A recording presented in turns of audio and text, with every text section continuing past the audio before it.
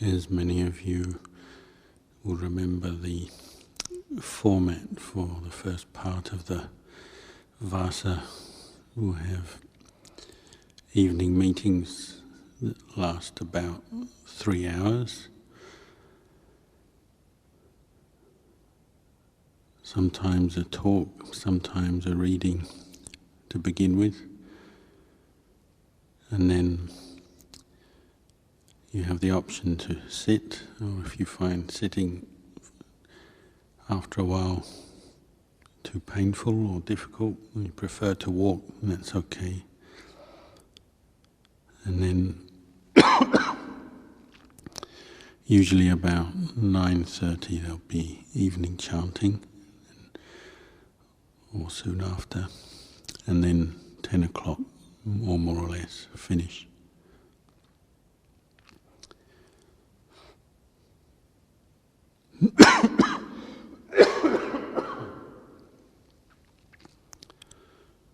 So like the Vassa as a whole, it's a time for us to put more effort into our meditation practice.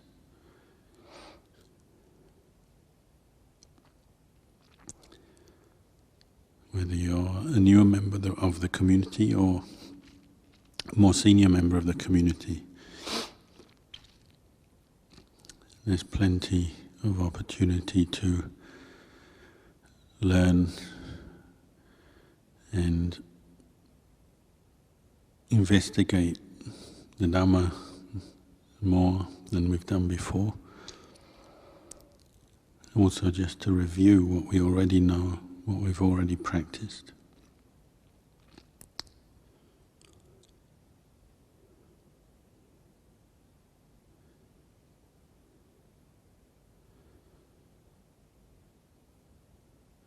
We review why we come to practice, why we come to meditate. What's the purpose of it? We're all aiming for the same kind of goal, aiming for peace of mind, peace of heart. And we have faith that the Buddha, his teachings, the Dhamma, the Vinaya, and this lifestyle is a suitable vehicle for achieving that.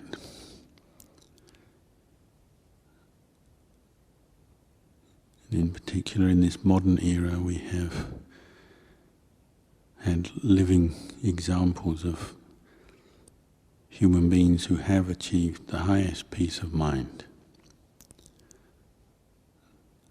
who have attained Nibbana, have realized the same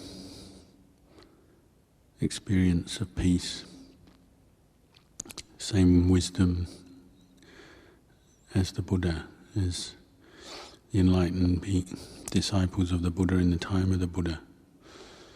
In the modern era we've had Lumpur Man, Lumpur Cha, and many other teachers in the forest tradition who have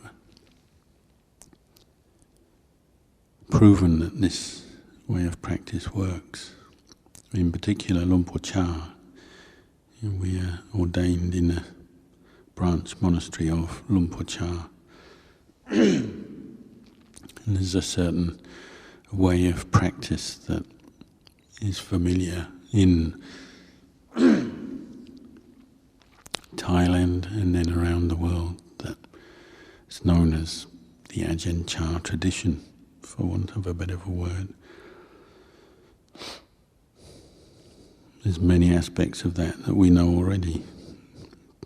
The way we dress, the way we eat, the way we conduct ourselves, our lifestyle, the way we obtain alms food and requisites, the way we use them.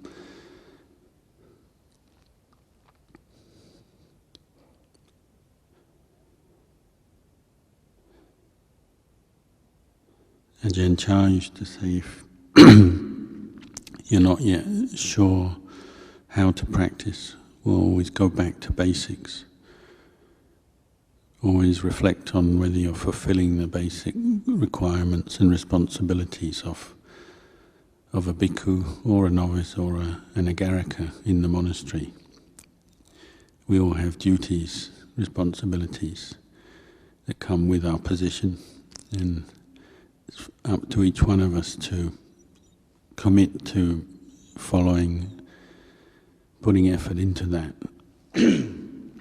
And the Vassa is even a time when you can assess your own commitment to the practice. How willing are you to follow the training? There's the Patimokkha and the wider Vinaya lessons and training that we do. There's specific training rules and practices to the monastery itself, and so on. This is the basic beginning point of our practice. This is the Vinaya, learning to follow the system of training that Ajahn Chah left us. Every day we can review that, how well we're keeping up our own personal discipline. And you have to start with the externals first.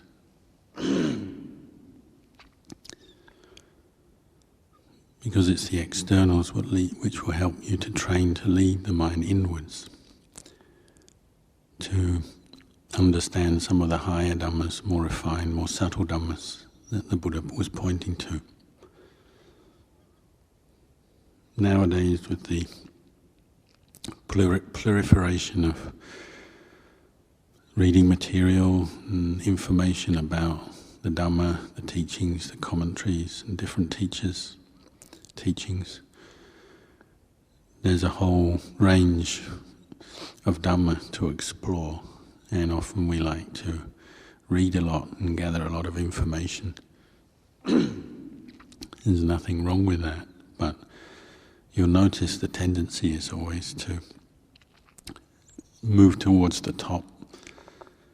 We like to read about the higher Dhamma, trying to explain Nibbana and concepts of not self, conditionality and so on. And on a conceptual level that's quite helpful to give us a framework to understand the Buddhist teachings and path. But we have to remember all of this is still just external knowledge. And there can be some danger mixed in with that if it's not backed up by just basic practice. Because knowledge is still sanya, it's still memory, it's still ideas, concepts. It's not yet what we really know through direct experience. So the Vassa is a time when we can really put our effort into the practice of training the mind, training body, speech and mind, to start to experience directly and know directly some of these teachings for ourselves, rather than just remembering them and forming opinions about them, views about them. So Ajahn Chah encouraged us to go back to basics. In the Vassa he'd encourage just practice some of the basic Tudonga Wattas.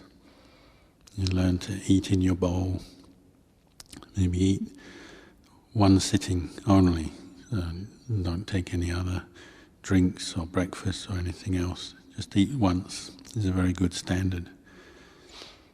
He didn't limit the food and say, oh, fast. He just said, just eat in one vessel at one time as a way to learn about your reaction to food, your desires and attachments that form around food, and to develop some discipline. So a very simple practice that you might take on. And sometimes it's easy, sometimes it's frustrating, but you learn from that. Or you might take on practices to do with how much you sleep. So you make resolutions, sleep for a certain amount of time, at night, only a certain amount of time during the day, or nothing in the day, or whatever suits you. There's a certain room for creativity, and you can tailor-make your practice, your schedule, and the practices you take on to fit your particular needs. But this is a time where you can really do that. Just take on simple practices and then stick with them and see what it brings up. Or you might not want to take on any particular special practice, but just follow whatever routine is established by myself or the Sangha, and just use that as your practice, or just follow the routine. Eat when they eat, sit when they sit, walk when they walk, and so on. Just learn to follow the routine, whether you like it, whether you don't like it, you want to do it, you don't want to do it. These are what we call the basic practices. As a bhikkhu, as a monastic, that we start to learn, and we can use this retreat format to help learn about ourselves with this as a background.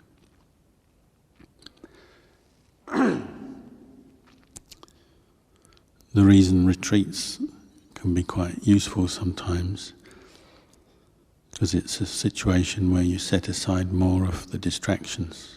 Even as a bhikkhu, you can always find distractions.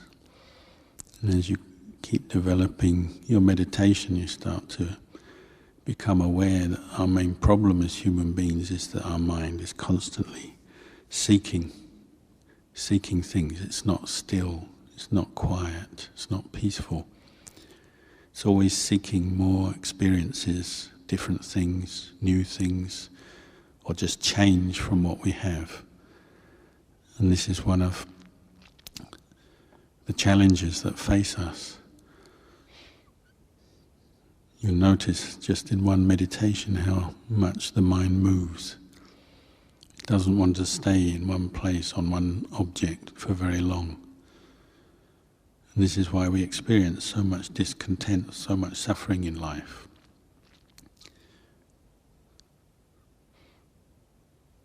And the more we start to investigate this mind, the more we realize how this constant moving, lack of stillness, lack of contentment is very tiring, and it doesn't lead to a state of mind where you can really understand or have clarity in the way things are.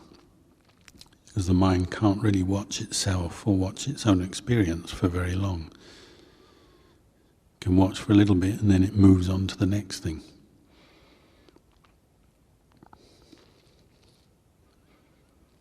What links it together is, a lot of the time, is memory. We can remember things. Once we remember something, well, we think we know it. We think we understand it. But that in itself is probably a bit of a delusion. We don't really know it with any wisdom. We're just moving from different feelings, different sensations on and on all the time. When we start to practice meditation like this, you get a real chance to look at that as an experience. And just see what your mind does in the course of, say, 1 or 2 hours. How many different thoughts come up, how many different desires and attachments come up, different feelings, pleasure and pain and so on. All of this is our real place of learning. We've read all the books and the suttas already. Now it's time to read the mind, read the heart, as it were. So Ajahn Chah used to encourage, when you're on retreat, well, only read enough just to stimulate a little bit of practice, just to help give you some reminders or guidelines. But don't spend your whole time reading, because you're missing the chance to really understand the Dhamma by reading your own heart. That's where we have to learn to build up some special qualities, and this is what the practice is all about. Learning to turn our attention inwards rather than going out towards the world all the time. The only way we can really experience some peace and happiness is by being willing to do that, willing to train ourselves.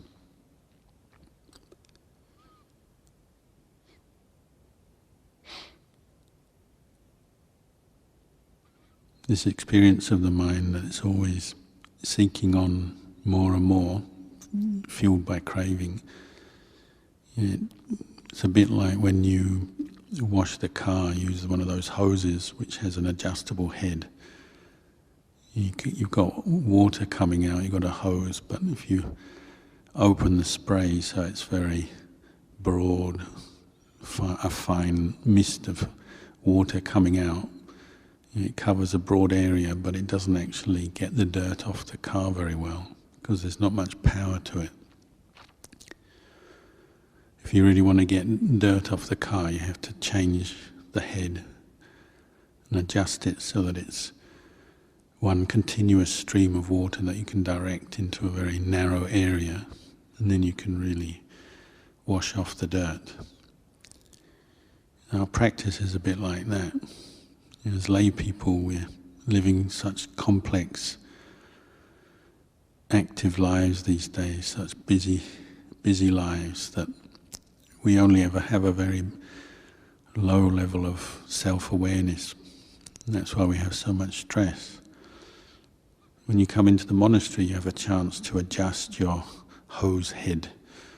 You have a chance to really focus your awareness down onto your own body and mind, to the present moment, to really start to learn from your experience, rather than always getting caught up into the complexities of the distractions of life, your senses, the pleasures and pains of experience which spin the mind out so much. Now we have a chance to really look at this mind, start to analyze mind and body, start to look at where suffering arises and start to remedy it. And the Buddha often helped us by making his teachings very simple, very direct.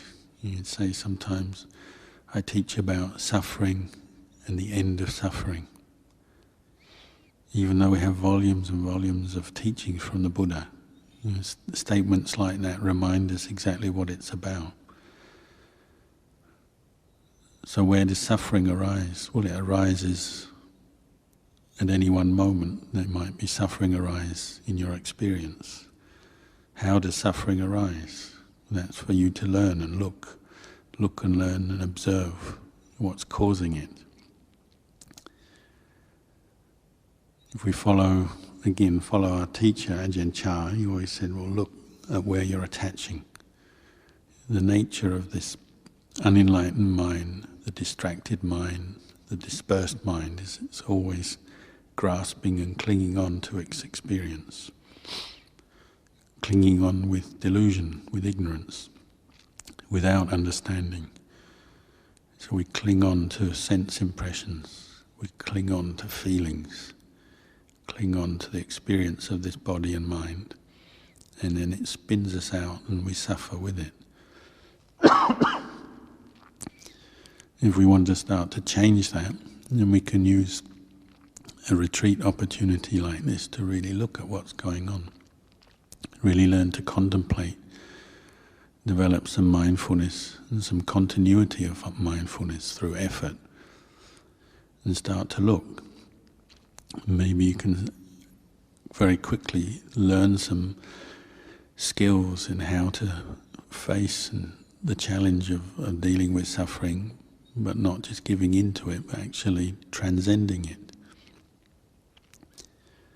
If we come together on these occasions, and there's a period where you can sit and walk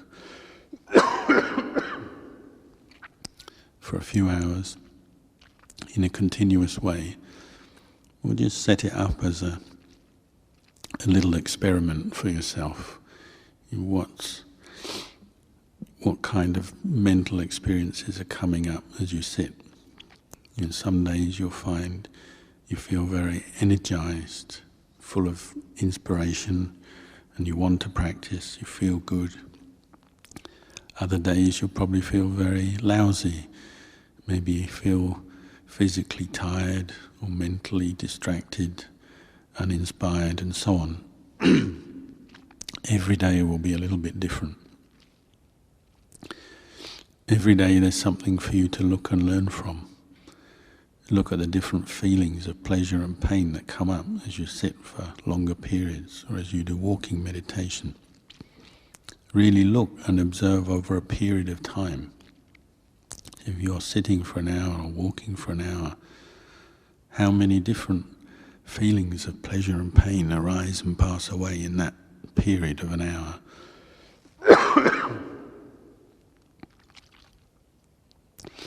If you're willing to look and learn and put effort into establishing mindfulness and then contemplating, just in 1 hour of meditation you can already learn so much.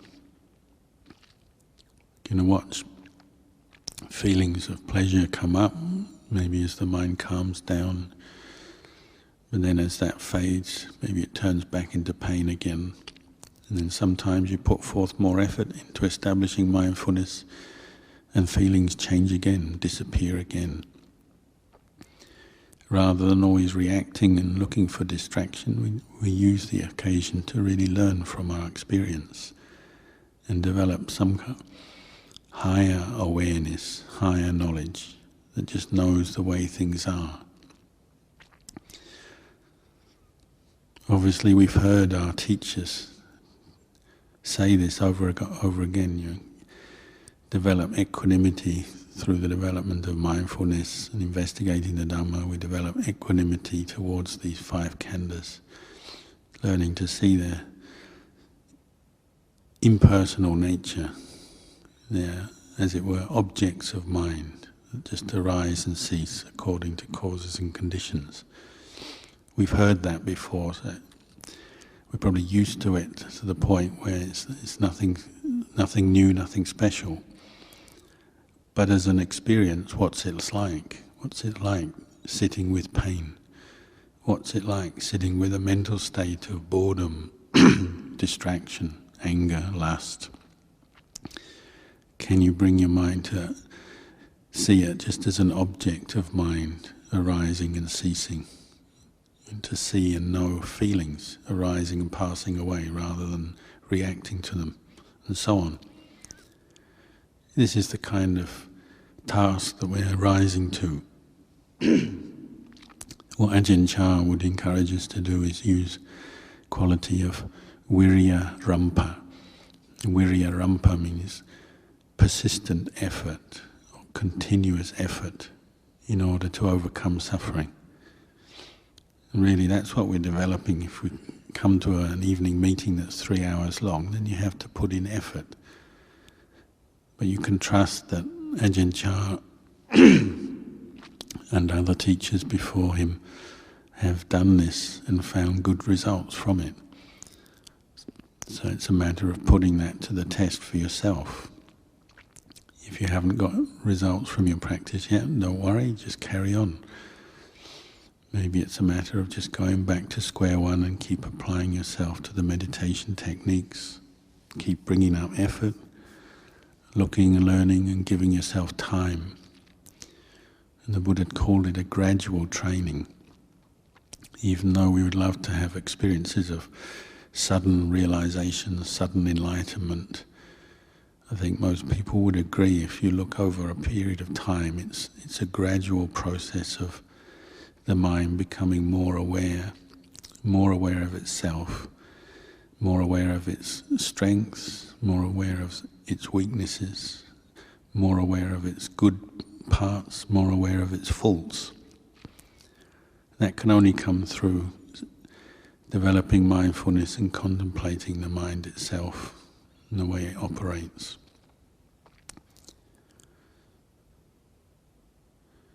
So as they say, there's no such thing as a bad meditation.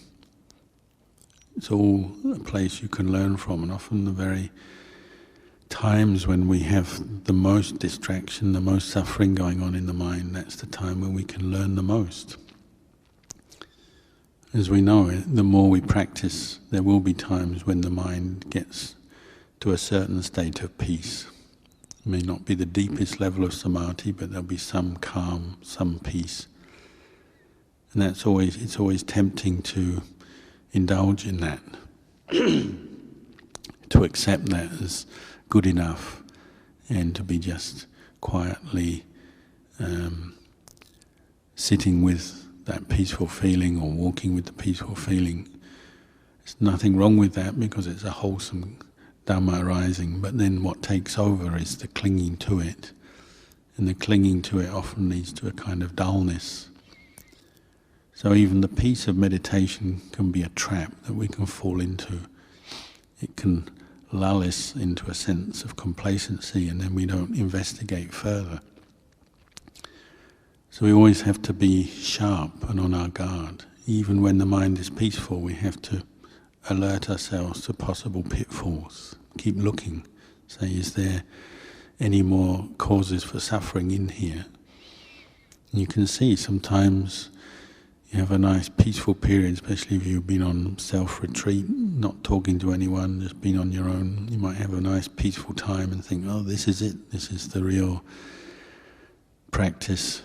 And then you come out of it and you meet somebody, and very quickly you get thrown around again by your own moods and distractions. Maybe it will lead to a feeling, oh, I don't want to mix with anyone, I don't want to have anything to do with anybody. We have to be careful, because maybe that's actually being conditioned by our own desire for the feelings of peace, trying to cling on to them, make them last longer.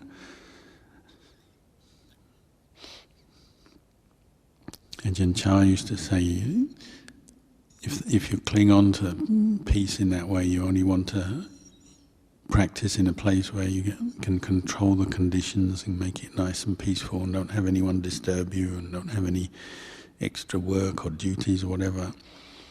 Well, you can attain some peace, but it won't be enlightenment. It'll be peace that's a cause for foolishness to arise in the mind, or heedlessness to arise in the mind. As soon as there's any kind of unwelcome stimulation, then we get angry or annoyed or disappointed. He said we have to learn to contemplate in all postures, and contemplate all our sense contact.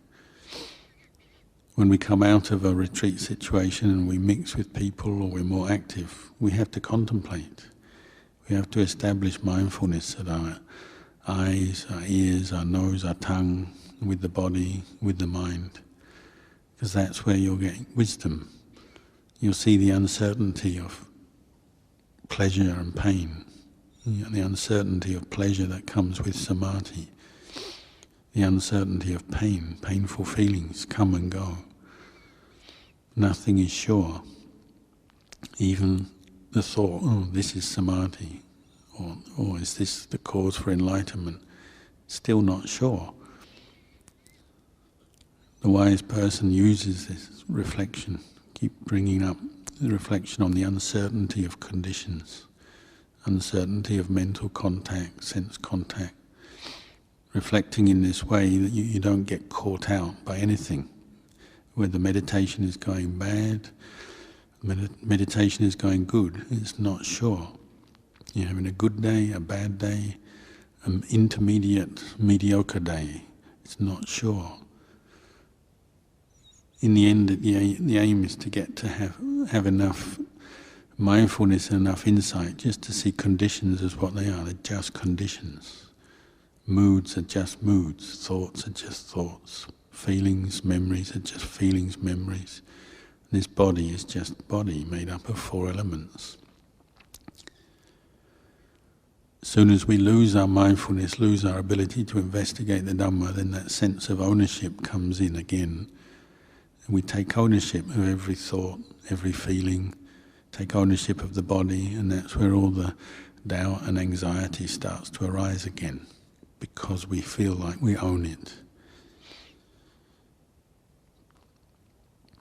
Our aim is to develop this wisdom faculty and develop the mindfulness, the samadhi to support it, to the point where we can reflect on our own experience and detach the mind from itself and look back and say, this is just the way it is. Thoughts are just this way. Good thoughts are this way, bad thoughts are that way, feelings are this way, pleasant feelings, unpleasant feelings. But there's no one in there, there's no one who actually is those things. They're just phenomena, they're just conditions that arise according to different causes, causal factors.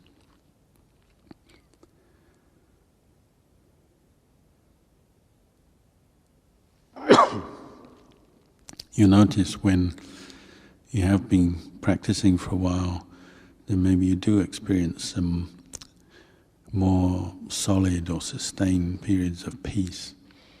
Maybe a feeling of contentment arises. That's obviously a good thing, and it's something that will have a very powerful effect on the mind. And most of us are here because we've done some meditation before and we've found some peace from it. That contentment will help to change your mind, the way it looks to the world. It gives you a new set of values. So like before, when we were lay people, all our values were based on more deluded things, materialistic things and so on.